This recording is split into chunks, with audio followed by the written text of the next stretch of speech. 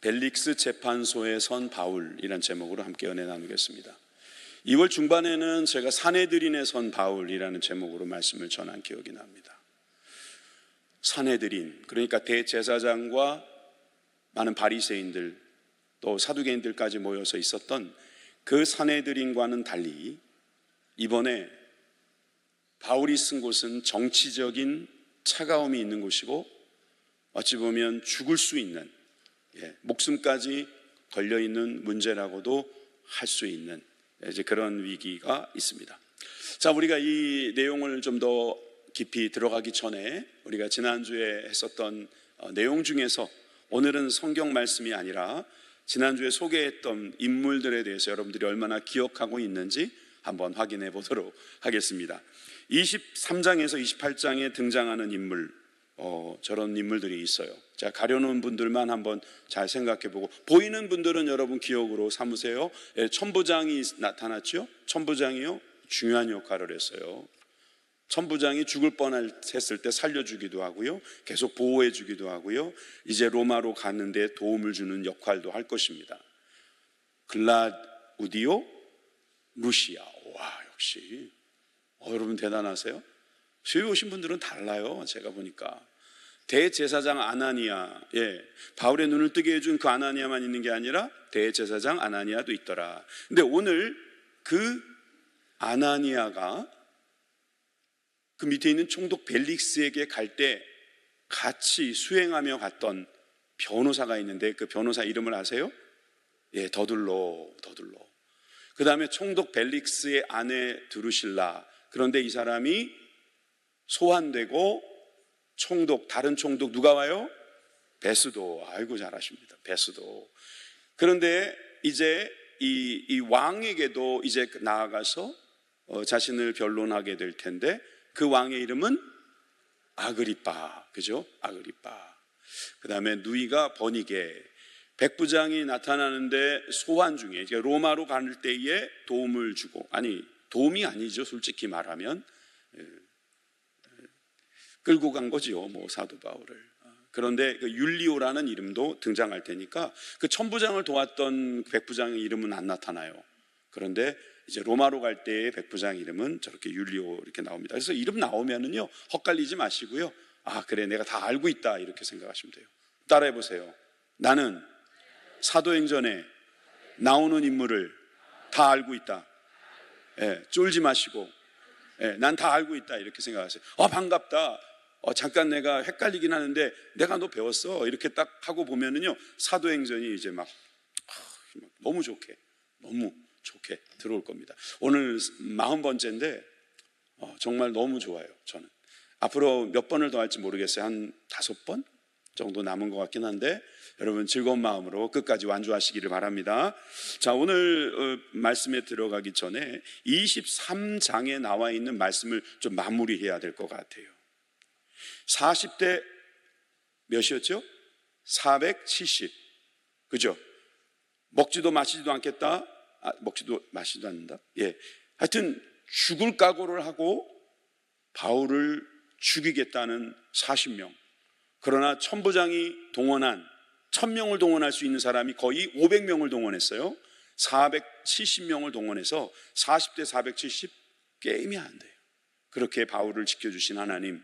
그런데 그 가운데서 그 천부장이 했던 일, 어떤 일인가 우리가 한번 살펴봤으면 좋겠습니다. 자, 31절에서 33절입니다. 보병이 명을 받은 대로, 그렇죠? 보병과 기병 이렇게 470명이 그 안에 속해 있죠. 밤에 바울을 데리고 안디바드리에 이르러. 좀 낯선 이름이에요. 이튿날 기병으로 바울을 호송하게 하고 영내로 돌아가니라. 그들이 가이사랴에 들어가서 편지를 총독에게 드리고 바울을 그 앞에 세우니. 자, 이 말씀을 해석하기 전에 여러분, 사도행전의 한 장이 내 안에 싹 들어와 있다면 이거 굉장히 축복 아닙니까?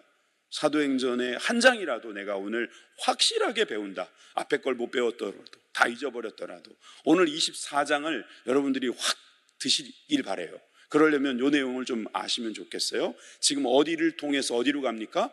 안디바드리를 통해서 가이사랴로 갑니다. 보병이 보호해줬다가 나중엔 기병으로 보호해서 누구에게로 갑니까? 총독 벨릭스에게 갑니다. 무엇이 함께 갑니까? 편지가 함께 갑니다. 어떻게 갔는지 지도 보여드리겠습니다. 예루살렘에서 출발한 바울과 그 호송단은, 자, 예루살렘은 저 사해 옆에 있어요. 안디 바드리, 다윗 시대에는 아벡이라고도 불렀던, 보통 이제 블레셋이 거기를 사용했죠. 이렇게 살았죠. 그런 안디바드리에서 어디로 올라갑니까? 가이사랴로 올라가죠. 저 가이사랴에는 누가 있어요? 네, 총독이 있어요. 아, 좋아요. 잘 따라오고 계세요. 총독이 있어요. 총독한테 지금 간 거예요. 처음에는 보병이 도와주다가 나중에는 보병은 돌려보내고 기병을 데리고 갔어요. 보병을 데리고 간 것은 아무래도 그 40명을 의식한 거겠죠. 그보다 더 많은 사람이 또 할 수도 있으니까 보병까지 탁 해서 철저하게 그는 보호를 받습니다. 총독이 바울을 만나게 됩니다. 자, 34절에서 35절입니다. 총독이 읽고 바울더러 어느 영지 사람이냐 물어 길리기아 사람인 줄 알고 이르되 너를 고발하는 사람들이 오거든 내 말을 들으리라 하고 헤롯궁에 그를 지키라 명하니라. 그 자리에서 해결하지 않아요. 이 벨릭스라는 사람은 어떤 사람일까?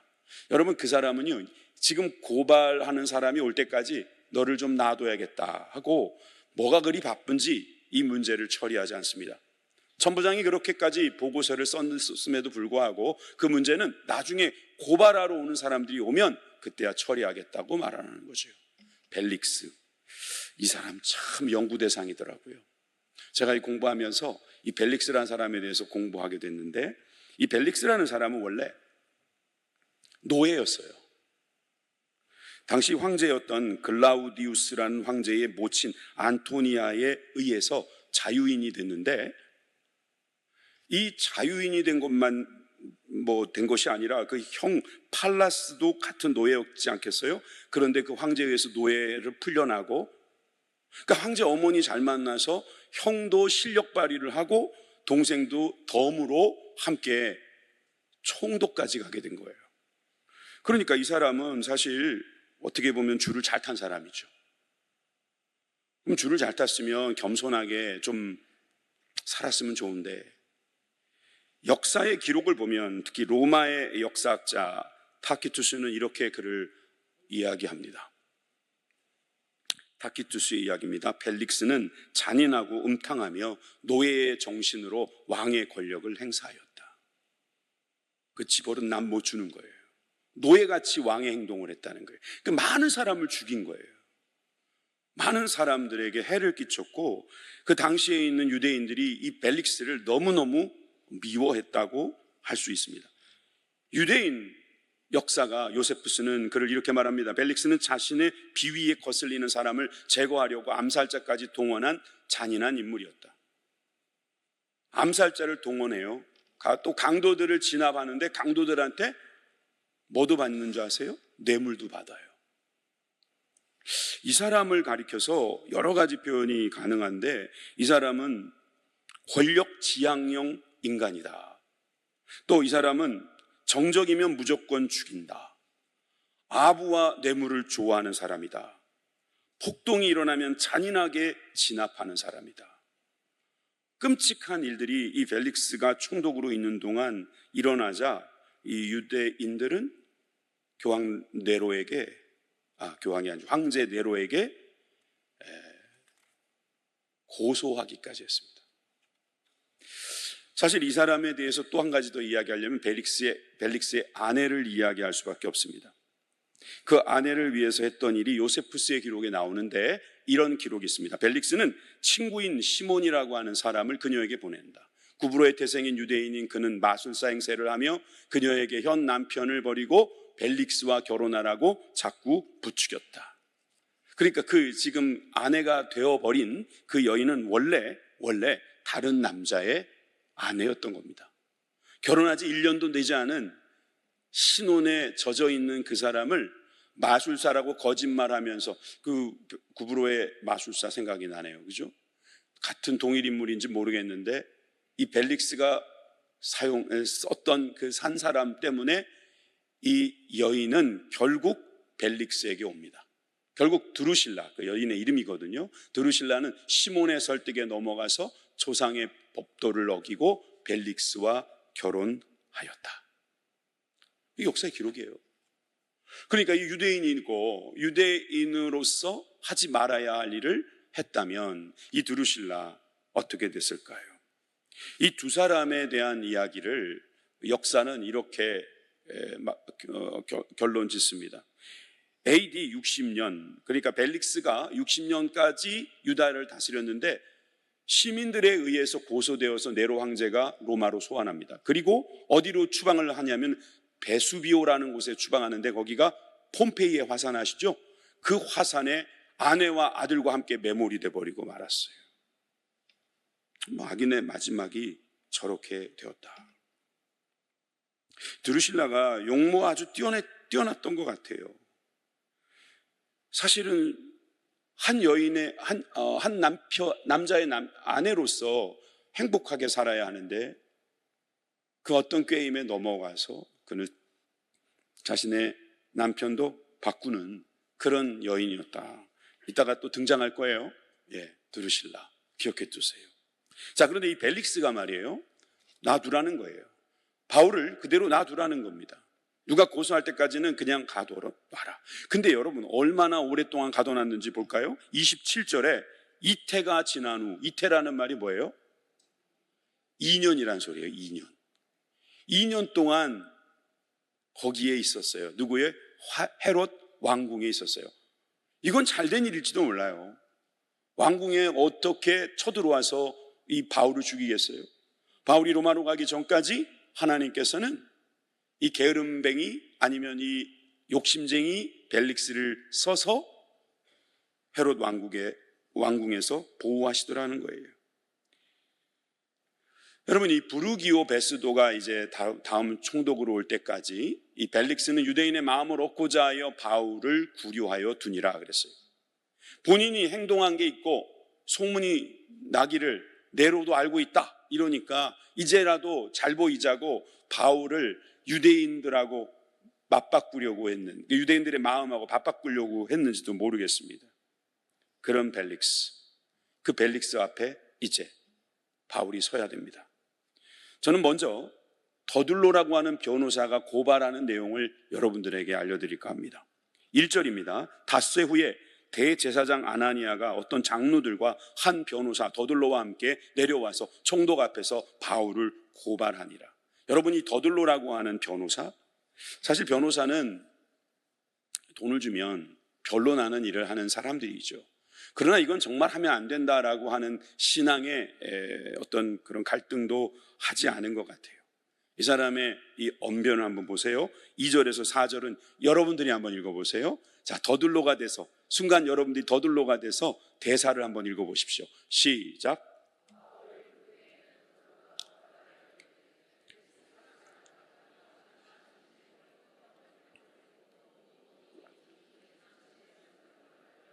여러 가지로 개선된 것을 우리가 어느 모양으로나 어느 곳에서나 크게 감사하나이다.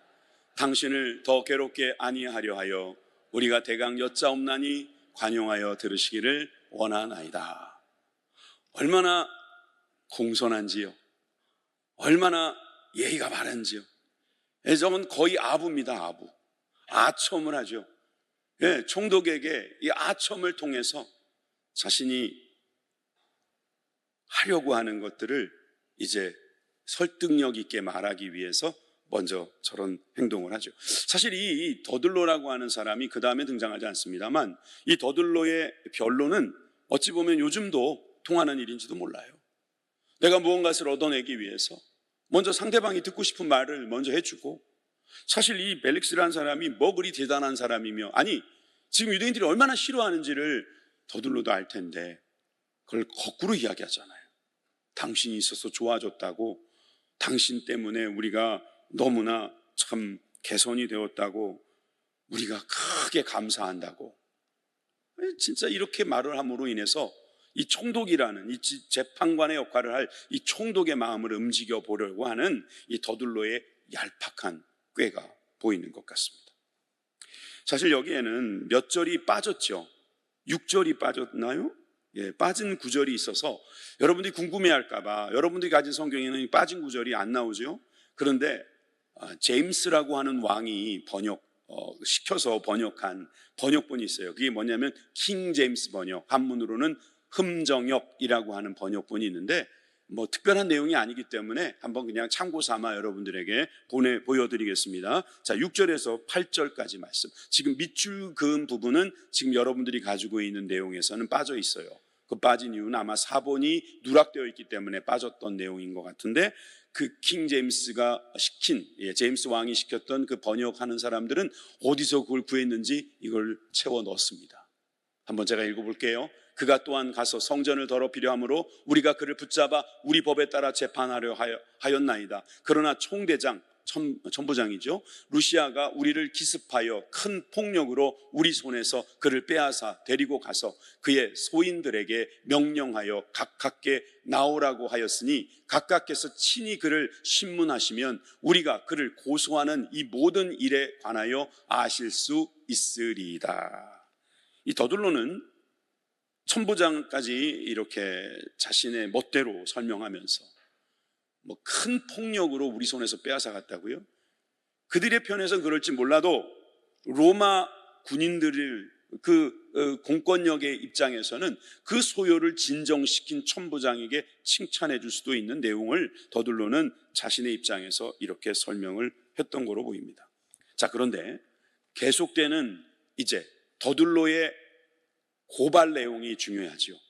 어떤 고발을 했는가 한번 보실래요? 이건 아나니아와 이 유대인들이 이 더둘로를 시켜서 하는 바울의 죄예요. 사도 바울이 저지른 죄 세 가지를 한번 찾아냅시다. 세 가지로 정리될 수 있어요. 두 가지로도 보이고 세 가지로도 보여요. 한번 보겠습니다. 5절에서 9절입니다. 함께 읽습니다. 시작. 우리가 보니 이 사람은 전염병 같은 자라. 천하에 흩어진 유대인들을 다 소요하게 하는 자요, 나사렛 이단의 우두머리라. 그가 또 성전을 더럽게 하려 함으로 우리가 잡아싸우니 당신이 친히 그를 신문하시면 우리가 고발하는 이 모든 일을 아실 수 있나이다 하니 유대인들도 이에 첨가하여 이 말이 옳다 주장하니라. 자, 마지막 구절은 동의하고 제청했다 이 말이죠. 옆에서 그걸 보다가 유대인들이 맞습니다, 저 더둘로가 하는 말이 맞습니다 하고 동의해주고 찬성해주고 뭐 제청하고 그러는 거예요. 근데 앞에 있는 내용을 보니까 우리가 보니, 여기서 말하는 우리가 보니라는 건 자세히 봤다는 게 아니에요. 이 원어대로 보면 슬쩍 봤다는 거예요. 대충 봤는데도 뭐같이 보인다고요? 전염병 같은 자로 보인다는 거예요. 어떻게 보면 굉장히 기분 나쁜 말이지만 어떻게 보면 굉장히 기분 좋은 말이죠. 전염병이 뭡니까? 옆으로 가면 바로 전달되는 병이 아닙니까? 우리가 만약에 전염병같이 세상 가운데 나가서 복음이 그대로 그냥 전달만 된다면 얼마나 영광스러운 일이겠습니까? 여러분, 바울은 그런 사람이었다는 거예요. 바울은 전염병 같은 자다. 천하에 흩어진 유대인들을 소요하게 하는 자였다. 자, 유대인들을 소요했다. 소요죄가 보이지 않습니까? 소요죄. 그리고 나사렛 이단의 우두머리라. 사실 지금 나사렛 이단의 우두머리라고 바울을 말할 수 있을까요? 예루살렘에 그 기라성 같은 예수님의 12제자들이 아직 남아있는데 바울이 언제 봤다고 지금 우두머리입니까? 이거 오해하고 있는 거죠. 그런데 이것을 통해서 우리는 불법 단체 결성죄. 전상희 장로님 맞습니까? 그렇게 볼 수 있나요? 법원에서 일하시니까 제가 볼 때는 이 나사렛 이단의 우두머리다. 그러니까 불법 단체를 결성했잖아요. 이 결성했으면 이거는 어떻게 보면 불법 단체를 결성한 것도 죄가 될 수 있어요. 자, 그리고 또 뭐가 있습니까? 우리가 잡아싸우니 당신이 그를 친히 신문하면 우리가 고발하는 이 모든 일을 아실 수 있나이다. 이렇게 이야기했죠. 그런데 그 6절에 보면은 제가 지나갔는데 또 성전을 더럽게 하려 함으로. 뭐예요 이거는? 성전 모독죄. 유대인들도 뭐 당연히 큰 죄지만 로마인들도 그 부분에 대해서 인정한 죄이기 때문에 이것도 큰 죄예요. 무려 세 가지 죄. 이걸로 더둘로는 고소했습니다. 여기까지요. 두 번째, 사도 바울의 변론입니다.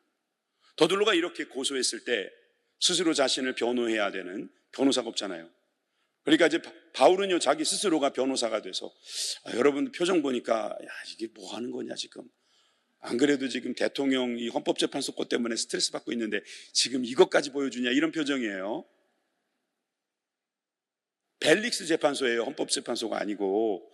지금 벨릭스 재판소니까 이런 것도 있구나.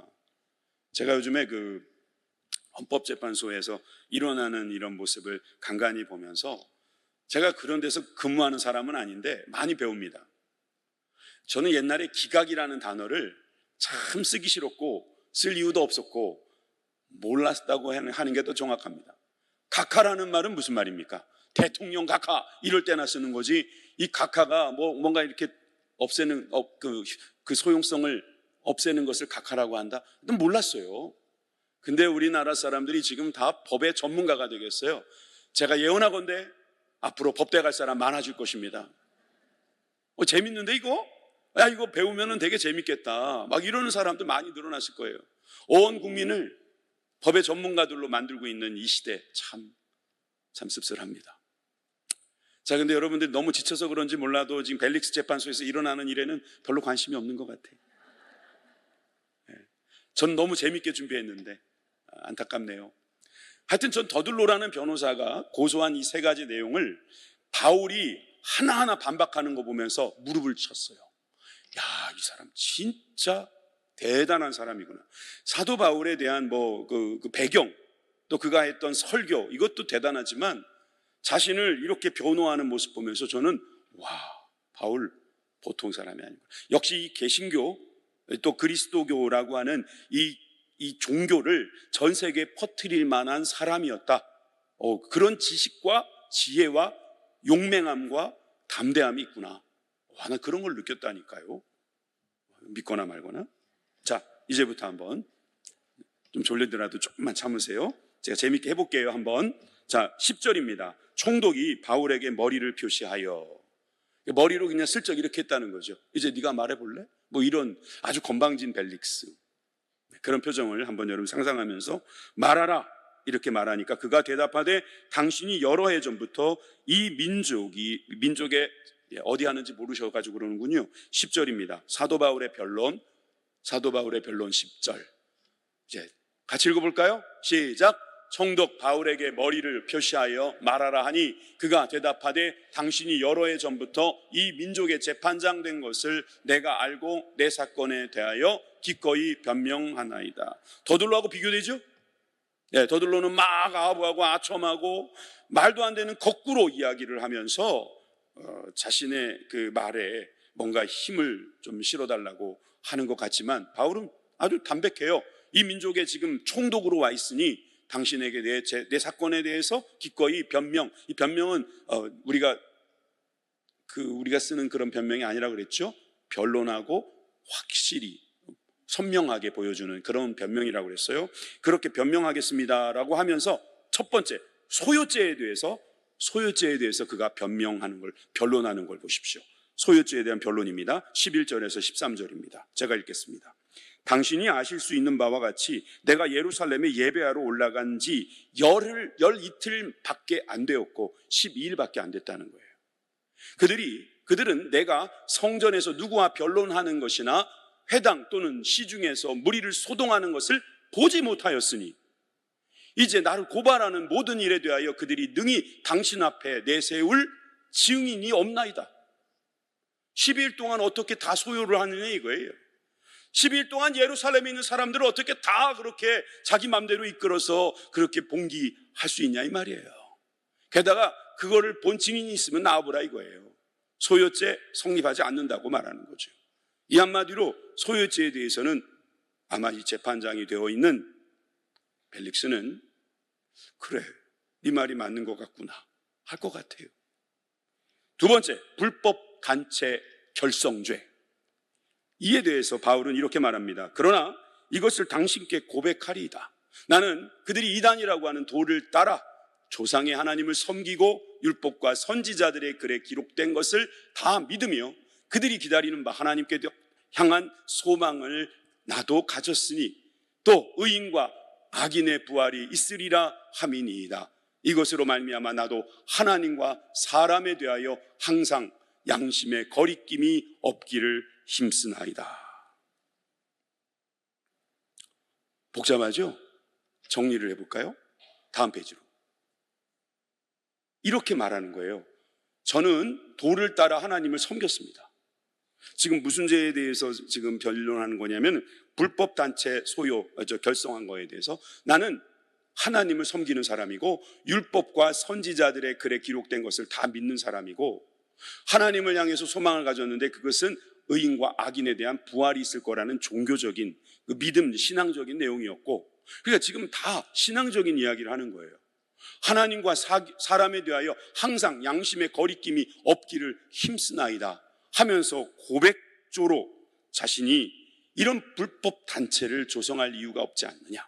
다시 말해서 저들이 이단이라고 말하는 그 도는 사실 그들도 믿고 있는 하나님이고 그들도 기다리고 있는 그 하나님의 말씀 아니냐 이거예요. 저 내용이 바리새인들의 주장과 뭐가 다릅니까? 지금 이렇게 정리된 내용이 바리새인들의 주장하고 다를 게 하나도 없거든요. 지금 부활이 있으리라 라고 하는 말이 좀 거슬립니까? 사두개인은 부활이 있다고 믿는다니까요. 하나님과 사람 앞에서 항상 양심의 거리낌이 없기를 자기가 힘썼다고 그가 양심 고백을 하고 있는 겁니다. 하나님도 섬기고 하나님께서 주신 그 말씀도 내가 다 믿고 여기까지 왔다고. 지난번 변론 사내들인 거기에서는 내가 예수님의 음성을 들었다 이렇게까지 고백했지만 이 사람은 그렇게 말해봐야 못 알아들을 것 같으니까 아주 신앙적인 고백을 하고 있잖아요.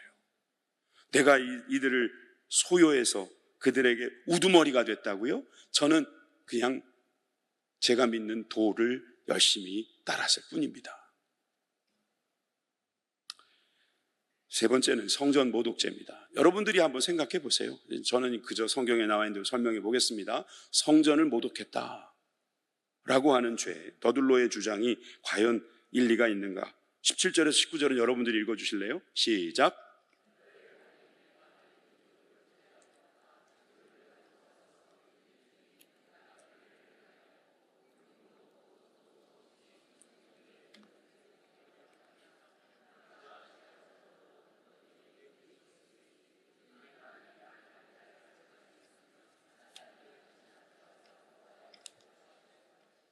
그렇죠.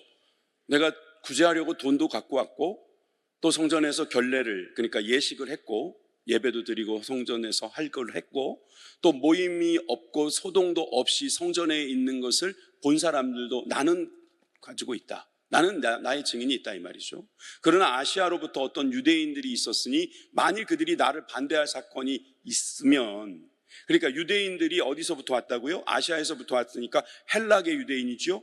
헬락의 유대인이 만약에 내가 성전에서 잘못한 것을 알고 그 유대인들이 같은 유대인으로서 너가 잘못했다라고 만약에 고발한다면 벌써 고발이 들어왔을 거라는 거죠.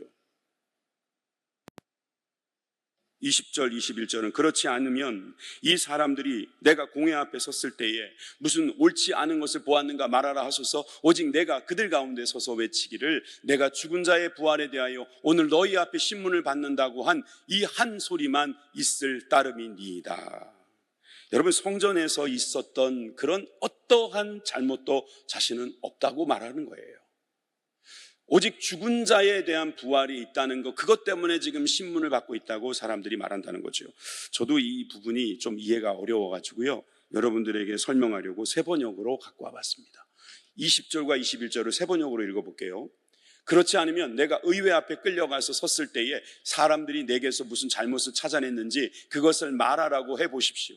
다만 나는 그들 가운데 서서 말하기를 오늘 내가 여러분들에게 재판을 받고 있는 것은 죽은 사람들의 부활과 관련된 문제 때문입니다 하는 이 한마디 말을 부르짖었을 뿐입니다. 그렇잖아요. 그 한마디 했다고 죽은 자에게 부활이 있다 의인과 악인에게 부활이 있을 것이다 라는 그 말 때문에 성전을 모독했다고요? 말도 안 돼요. 여러분 지금 사도 바울은 자신을 그동안 했었던 여러 사건들에 대하여 변론하고 있습니다. 전 여기에서 생각나는 게 이거예요. 물론 이제 바울이 대단한 지식을 갖고 있고 아주 논리적으로 아주 똑부러지게 자신을 잘 변론했다는 이것도 중요하지만 성령님께서 그에게 할 말이 생각나게 하시고 또 그들로 하여금 자신들의 잘못이 무엇인지를 깨닫게 하는 그런 능력 있는 종으로 만들어 주신 줄 믿습니다.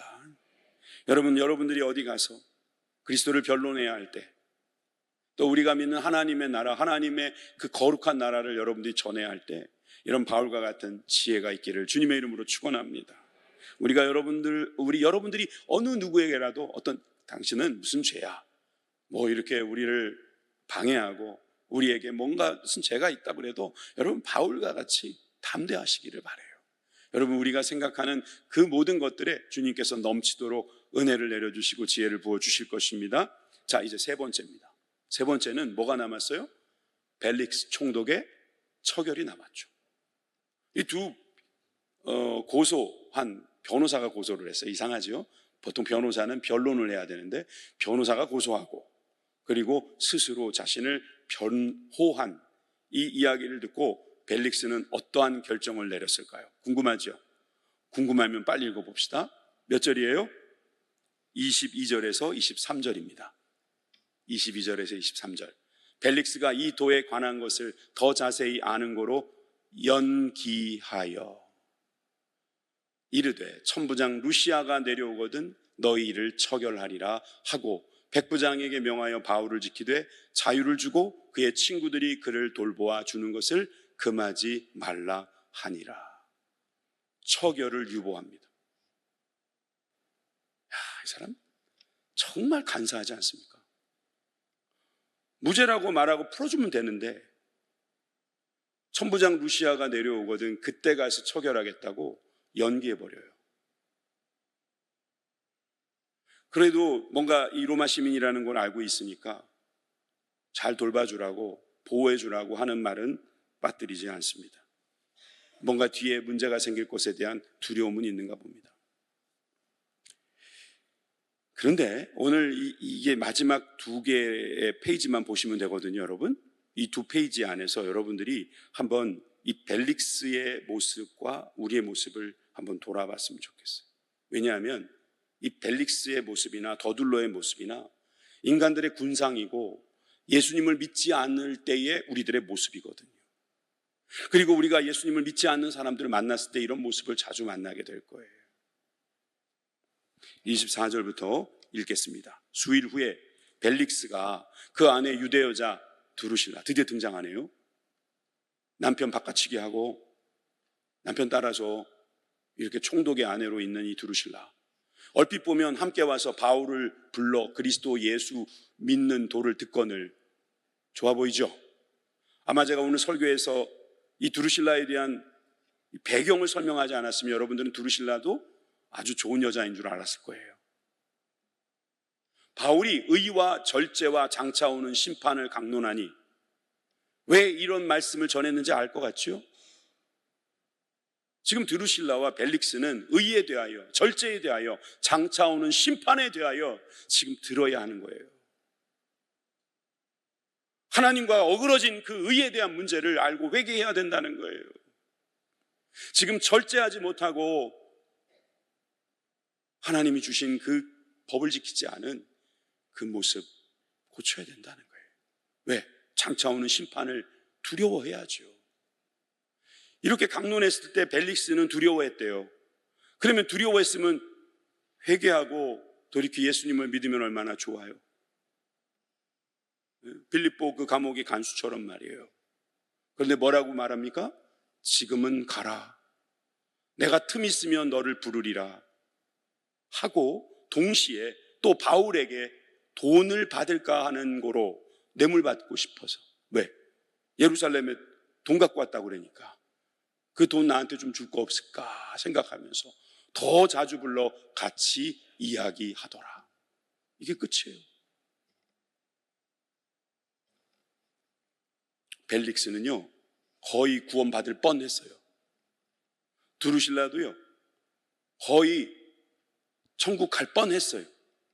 그 앞에서 의에 대하여, 절제에 대하여, 심판에 대하여 주신 말씀을 더디 행했어요. 연기한 것도 연기한 거지만 그들은 다음에 하겠다, 틈 있으면 듣겠다. 여러분 너무 아깝지 않아요? 그럴 뻔했어요, 우리도. 그런데 웬 은혜로, 웬 복으로 우리가 예수님을 믿고 이 자리에 있습니다. 여러분, 바울은 이 말씀을 전하고 이제 그의 가야 할 길을 가게 될 겁니다. 그러나 벨릭스와 드루실라는 어떻게 되겠습니까? 아까 우리가 제일 마지막 절을 먼저 읽었는데요, 베스도가 올 때까지 2년 동안 그를 보호하는 역할만 하고 그는 로마로 압송되고 로마에서 화산재가 되고 맙니다. 히브리서 9장 27절에 한 번 죽는 것은 사람에게 정해진 것이요 그 후에는 심판이 있으리니, 이 말씀은 참으로 우리들에게 두렵고 떨림으로 늘 기억되어야 되는 말씀인 줄 믿습니다. 오늘 이 말씀을 생각하면서 우리 함께 기도했으면 좋겠어요.